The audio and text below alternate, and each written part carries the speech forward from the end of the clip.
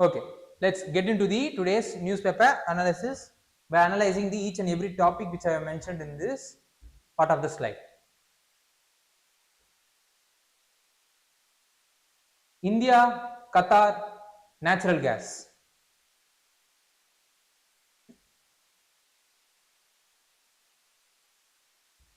See right now, the death sentence for our ex-Indian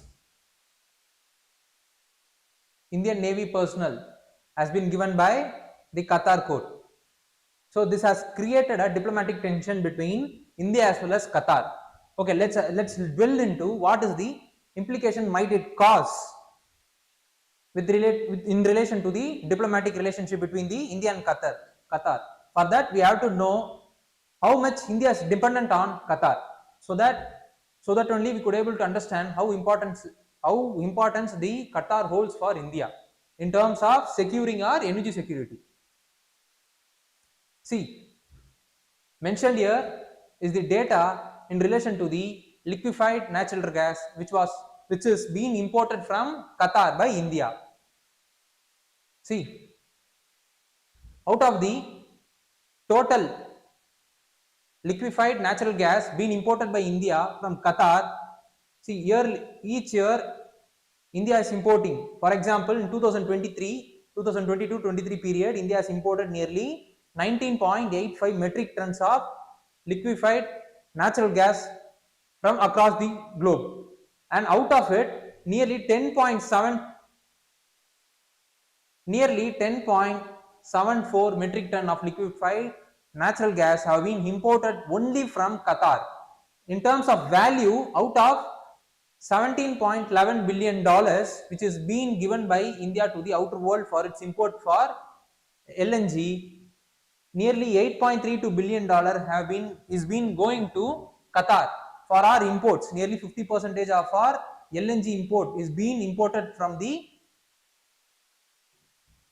Qatar out of the total import of LNG. And in terms of the bilateral relationship between the India and Qatar, the trade between India and Qatar is concentrated heavily on the LNG. Out of the overall trade, see, the overall trade amounts to the overall trade in the sense nearly 16.81 billion amount of products being imported by India from Qatar.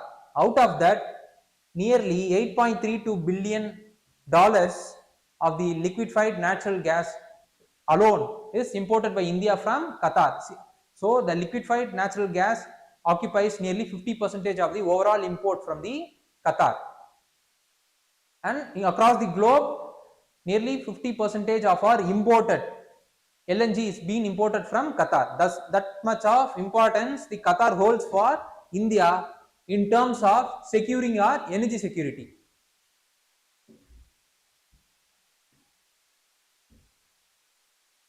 So, India is right now pushing for the natural gas consumption because of our climate goals which we have committed in the international arena, and followed by the commitment which India has given to the international forum.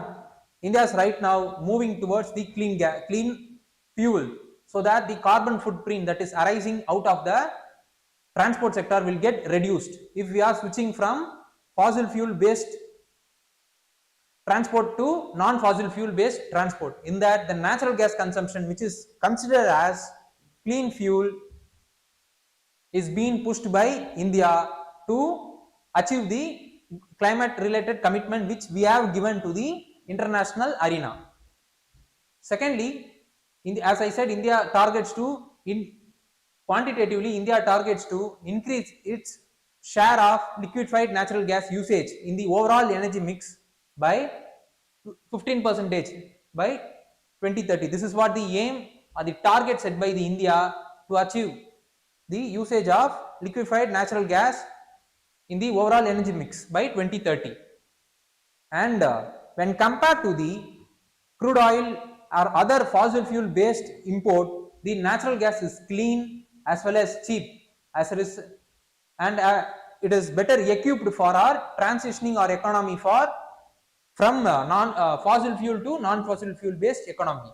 and because of its clean as well as cheapness, India could able to save huge amount of money in terms of forex reserve, which we are spending for 85% of our crude needs from the Middle East.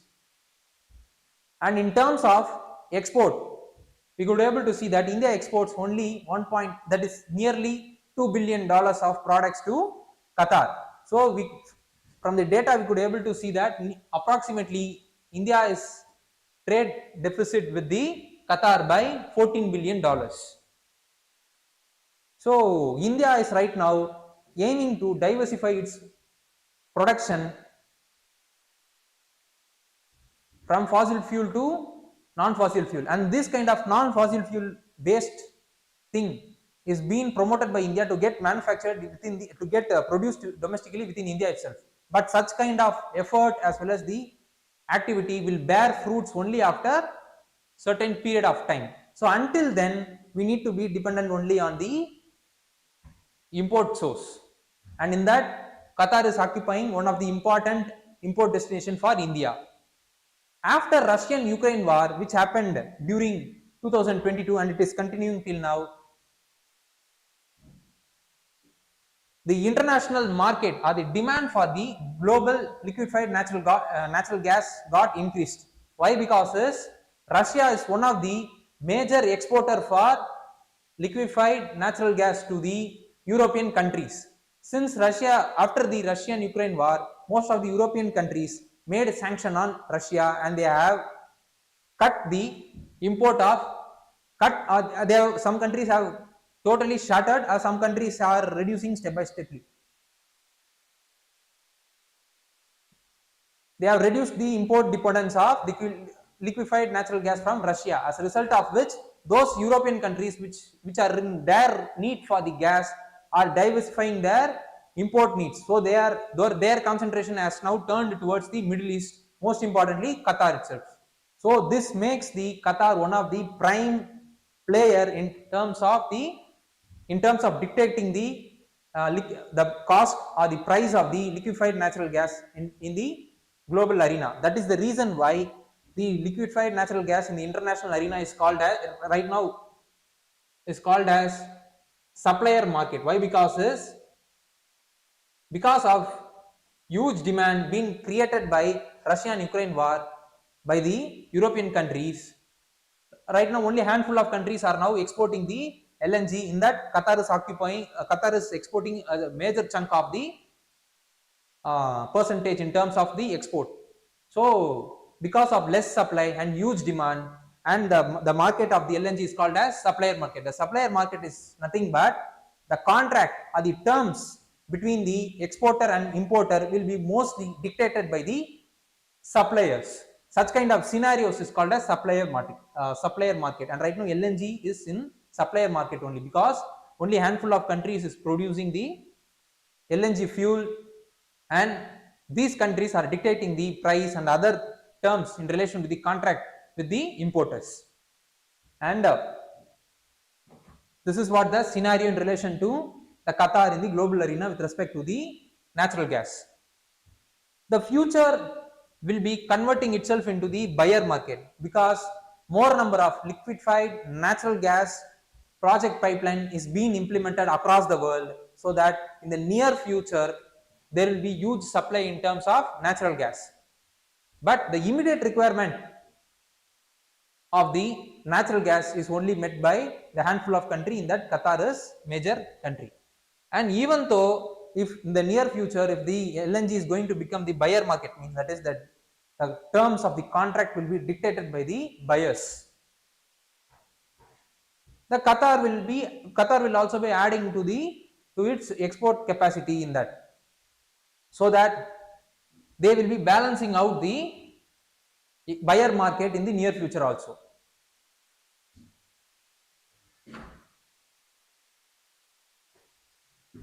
So what kind of relationship the Qatar has with the US as well as the other regional states? Other regional states means those regional countries, that is like Saudi Arabia, those Middle East countries. Initially, during 1971 when British left Qatar was in Qatar's diplomacy was in no provocative approach. They don't want to provocate any countries, most importantly their border countries. But after 1990s, the scenario got changed because of three reasons. First and foremost is the discovery of natural gas reserve was found after 1990s, which made the Qatar one of the empowered country rather than impoverished country. And this was not liked by the other border countries or the neighboring countries like Saudi Arabia. And during 1990s, the Qatari's relationship with US got increased because Qatar supported US in the Gulf War, and other military related support also been given by Qatar during the Gulf War to the US.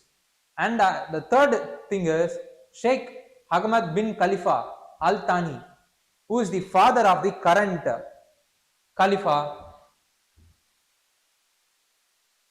concentrated more on the soft policy, like in the case of promoting the qualitative education, media, sports, etc. That is the reason why we could able to know. That is the reason why the Al Jazeera, one of the international magazine, which is being quoted by around the world for any kind of clarification, is from Qatar only. Because of this reason also, Qatar is made itself as one of the empowered country in the Middle East region. And what is the recent trend? What kind of foreign policy it is right now having is, it is following the independent foreign policy. And also it is having a good relationship with Iran because they share the contiguous gas geological area. And then it is also providing safe haven for the dissidents, like in the case of it is one of the few countries to allow the Taliban to open the diplomatic office. Secondly, some of the most important Hamas members are living in Qatar, and Qatar is supporting them also. This was not liked by the other neighboring countries like UAE, Bahrain, Egypt and Saudi Arabia. That is the reason why during 2017 they made an embargo on Qatar, but that embargo got lifted by 2021. And how the US is seeing the Qatar's relationship with the terrorist organization like Taliban, Hamas is, even though the local population in the US is not liking the linking of the Qatars with Qatar, the linkage between the Qatar as well as the terrorist organization, what US administration is saying is that the Qatar could be used as the important negotiator during the emergency time, like in the case of during the current Israel-Hamas war, where the American Israelis have been made hostage by the Hamas, and because of the initiatives and the mediation by the Qatars, they got safely evacuated. So this kind of scenario might happen in the future. That is the reason why, even though the US population is opposing the Qatar's linkage with the terrorists, the US administration, because of its policy, it is having a soft hand with the Qatars, because they could be useful for mediating with those terrorist organization to ensure that the fruitful outcome, that is the outcome that is required by the US could be achieved through Qatar, because the Qatar is acting as the proxy for US in the Middle East region, and Qatar holds the biggest US base, where nearly 11,000 military personnel have been employed in Doha's military base of US. So such kind of intimate relationship they are having, and also this is what the relationship between the Qatar and the other regional neighboring countries.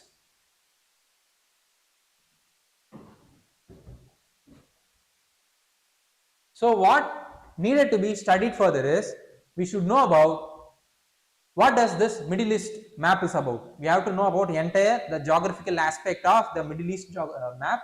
Secondly, we should also know about, because of the Israel and Gaza war, we should know about the India as well as Israel war, Israel relationship. Thirdly, we should also know about Gulf Cooperation Council, and then OPEC organization. What does this organization is about, and why they have been formed, who are all the members of the organization, and what is the current scenario that is happening in these organizations. These are all the things which we need to be aware of. So this is what the analysis in relation to India's trade relationship with Qatar and Qatar's relationship with US as well as other Middle East countries.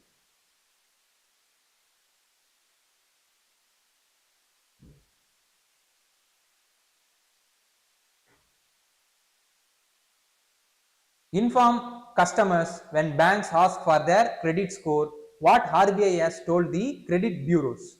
So this news is related to under GS paper, under prelims,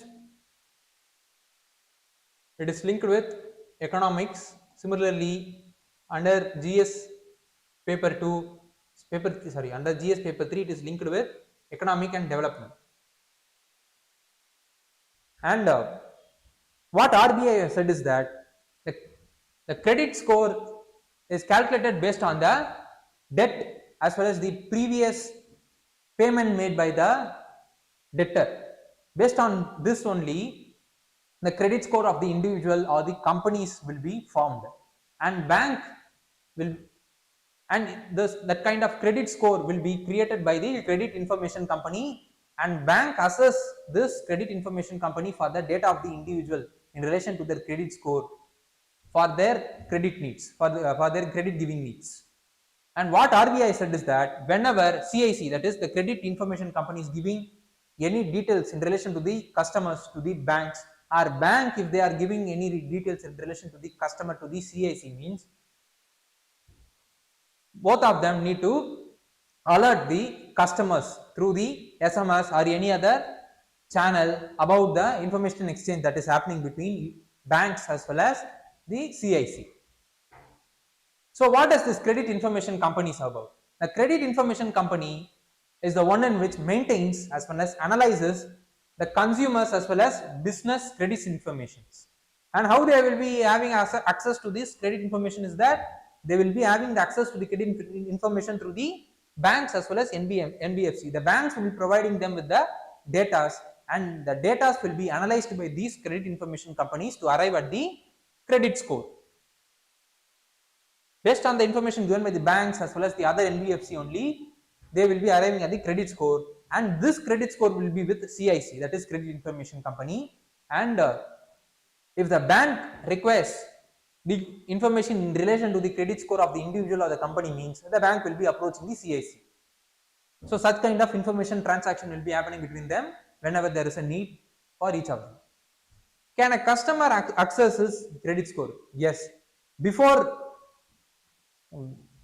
Previously, the customer need to pay a certain amount of money to access his credit score from the CIC. But after the RBI intervention, what they have said is that the CIC should provide free credit report to the individual once in every calendar, and the link for accessing the credit score or the credit report should be available every time at the website of credit information company. So after this, whenever the individual or the company wanted to know about what is the credit score, means they could able to access the website of the credit information company, they could able to know about the information about it.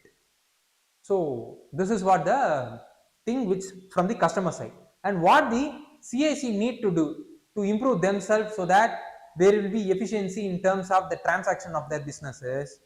First and foremost, they need to do a half yearly review of their search as well as the match algorithm which they have been using for analyzing the data to arrive at the credit score. So that,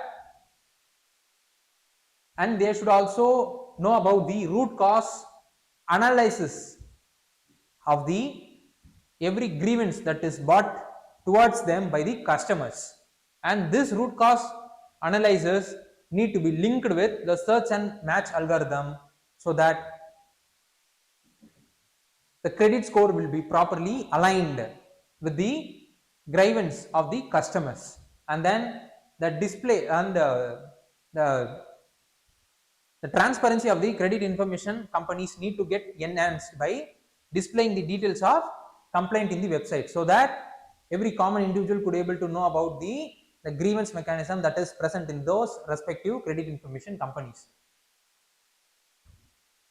So this is what the details in relation to the credit information companies about. What need to be studied further is, we should know about what is the credit rating agency. What are all the authorized credit rating agency of India. Secondly, we should know about what is Reserve Bank of India, what are their mandate and what is the objective, and what is their current scenario, and what are all the monetary policy tool being followed by them to reduce the inflation. These are all the other things which we need to be aware of. Finally, we should know about what is bank, what is NBFC, and what is the difference between both of them. So these are all the other areas which we need to be aware of.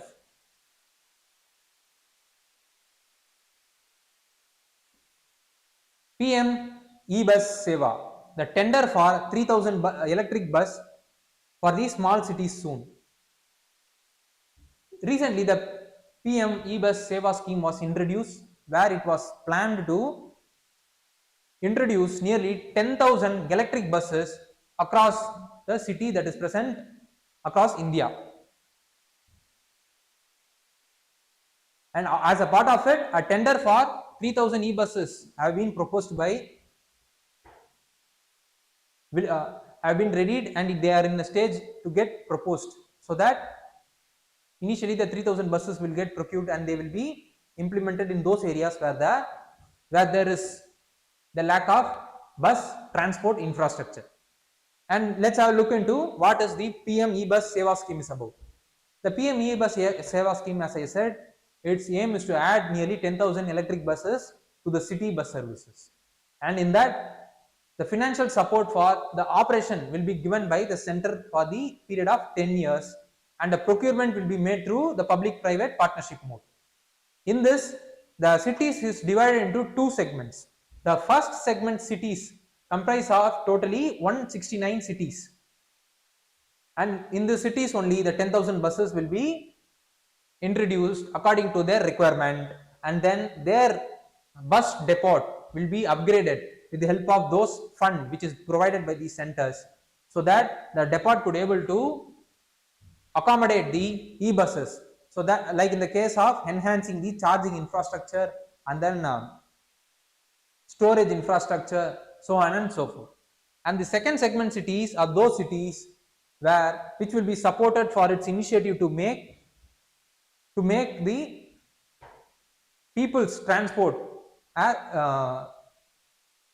to make bus as the priority for the people. Secondly, enhance the cities will be supported for enhancing their bus transport infrastructure, and then creating multimodal interchange facilities, as well as implementing automatic fare collection system and establishing charging infrastructure for e-buses. Such kind of infrastructure related activities will be implemented through the support of the center in the second segment cities. And the cities with population of 3 lakhs and above are only eligible or selected for this scheme. So what benefit it holds is, first and foremost, because of the procurement of the electric buses, there will be increase in the employment generation because of the manufacturing or the production that is going to happen in relation to the electric vehicle segment. Secondly, it will be acting as one of the important factor for our climate change related projects which India is right now implementing to reduce the carbon footprint to achieve the goal which we have committed in the global arena. As a part of it, it could able to fulfill those part of those goals which we have committed in the international arena. And finally, it is very helpful for the environmental health also, by reducing the pollution, because the electric vehicle or the e-buses which is going to be introduced does not have any kind of emission like in the case of the fossil fuel based transport. So this is what the benefit that it holds to India as well as the common people, those who are present in India. And the metro system, as a part of the PM bus e-SEWA scheme, the tender for 3000 which is going to be released soon, what the ministry has said is that metro network has right now extended till 895 kilometers across India, which would soon surpass the US in 2 to 3 years. And China is right now occupying the largest metro network across the globe. And right now our daily ridership has increased to 1 crore in the metro network. So this is what the current scenario in terms of our metro network is about. So what need to be studied further is, we should know about the Delhi Meerut Namo Bharat RRTS, which was introduced recently. We should know about what is this feature of the RRTS and what is the difference between RRTS, metro as well as convention train, and also we should be aware of the electric vehicle policy of India. So this is what the news is about.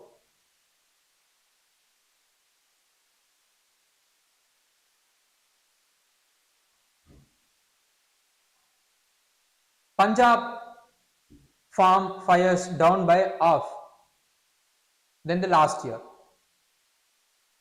See, this is the data. And compared to 2022, in 2023, the stubble burning has reduced by nearly 50%. The incident of stubble burning is only 4059. Previous year, it was 8149 incidents. Because of the effort being made by the center as well as the state. See, in the ex situ stubble burning management, using the usage of balers, the stubbles have been rolled and they have been given to the industries for their stubble needs to produce the fuel from the stubbles. And the baler missions have been implemented or have been deployed across the state to successfully reduce the stubble burning that is happening in the Punjab during this period of time, that is the harvesting period of time. And this is what the ex situ method is about. And in the case of the in situ method, is the super seeder as well as the smart seeders is used to incorporate the stubble burnings under the soil so that they get decomposed slowly. And the happy seeders and the surface seeder has also been deployed as the part of in situ method, so that the seed for the next season will be planted without clearing the stubble that is present in the farm of the previous seasons with the help of the happy as well as surface seeder. This kind of techniques is part of the in situ method. So that we could able to see here that the activities in relation to reducing the stubble burning is divided into two types, ex situ, in situ. In the case of ex situ, the stubble burning with the help of balers is being given to industries, and in the case of in situ method, through the help of happy seeder, smart seeder, surface seeder and then super seeder, the seed of the next season is being planted in the area where the previous season's crops harvesting has been done.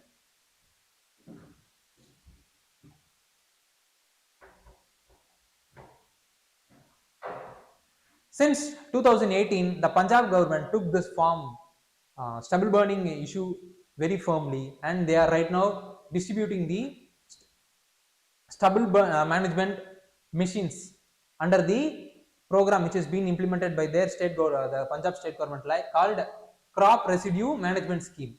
In this, both ex situ as well as in situ method have been employed, but after some period of time, the ex situ method is being given high importance because of the heavy demand for the stubble that is arising in the state for the fertilizer companies and then ethanol fuel producing companies and other biomass the bioplant companies.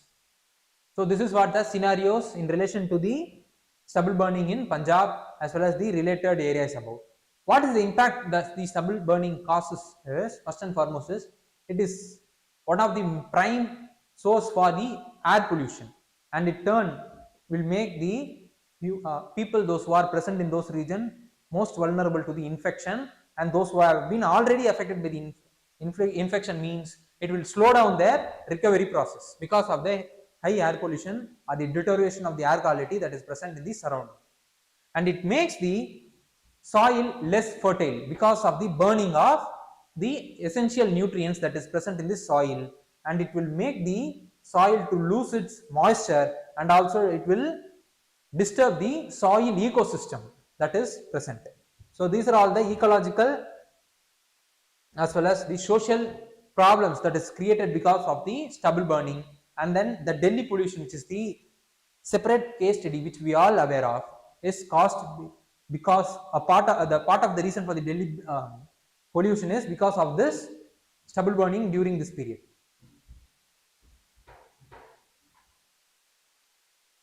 So what alternative have been followed by the central as well as the state government throughout this year is, first and foremost, they are introduced and implementing the PUSA decomposer, which increases the decomposing rate of the stubble burning, which was introduced by IARI.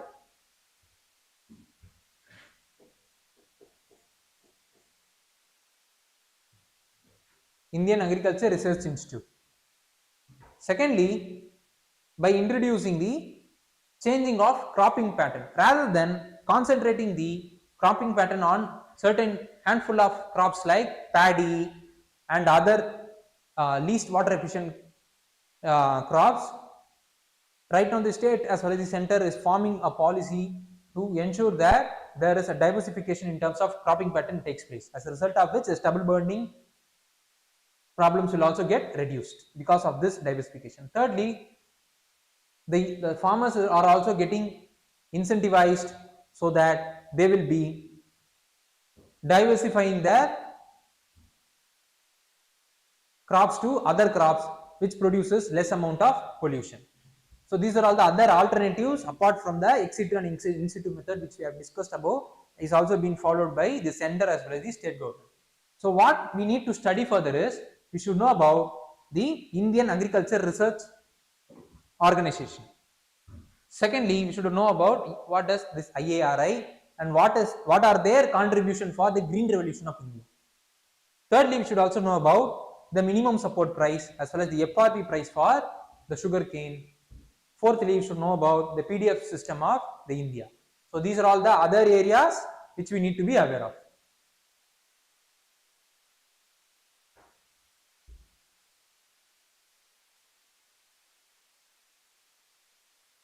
Rice production to dip 3.7% due to uneven monsoon. See, the advance estimate has been released by the Ministry of Agriculture in relation to the estimation of the crops that is made in India. What they have said is that there will be a dip of rice crops by 3.7% in 2022-23 period. The major reason what they have said is that because of the uneven distribution of rainfall. The assessment is based on the information being given by the states, and this assessment will be verified from the other sources like crop weather watch group, remote sensing, as well as estimate based on econometric model, and then input from the farm survey which is conducted by the ministry. And after this also, the final estimate will be made only after harvesting. So apart from the rice, what they have predicted is that there will be decrease in the kharif pulse because of the erratic climatic condition that was prevailing this year, and also the production of nutrients, that is chorus seal, will be the same as the previous year. So this is what the estimate being given by the government in relation to the crop production in India, advanced estimate.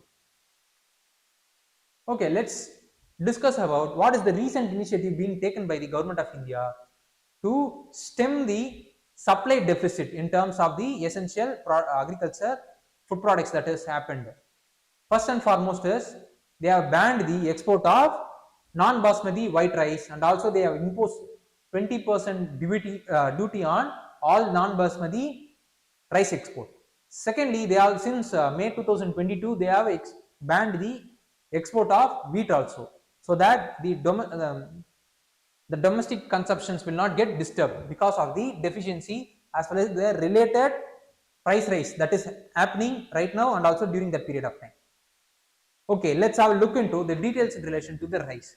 It is the stable food crop and it is the second largest in the India is the second largest producer of rice after China, which is very important prelims fact. And then it is a kharif crops which requires certain geographical condition like high temperature, that is above 25 degrees Celsius, and high humidity with annual rainfall about 100 centimeter. And in the areas of less rainfall, this rice production could be made with the help of the irrigation infrastructure. And the rice is grown in the plains of northeastern India, coastal areas, and then the deltaic region. So this is what the details in relation to the rice.